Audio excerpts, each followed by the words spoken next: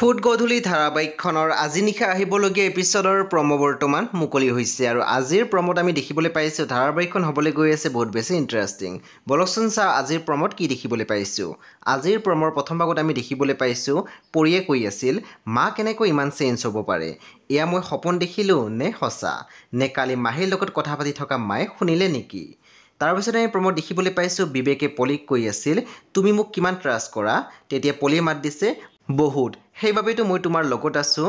তাৰপিছত আমি প্ৰম'ত দেখিবলৈ পাইছোঁ প্ৰিয়াংশুৱে পলিক কৈ আছিল হাৰে যিজনী ছোৱালী এনিটাইম মোক নানানটা কথা কৈ থাকে, যিজনী ছোৱালীক মই এদিন ফোন নকৰিলে মোৰ ওপৰত ঠেৰ পাতে, সেই ছোৱালীজনী হঠাতে ইমান কেনেকৈ চেঞ্জ হ'ব পাৰে।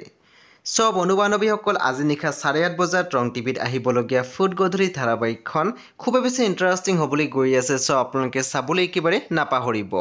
পৰৱৰ্তী আপডেটৰ বাবে আপোনালোকে আমাৰ চেনেলটো ছাবস্ক্ৰাইব কৰি কাষত থকা বেল আইকনটো টিপি দিবলৈ একেবাৰে নাপাহৰিব।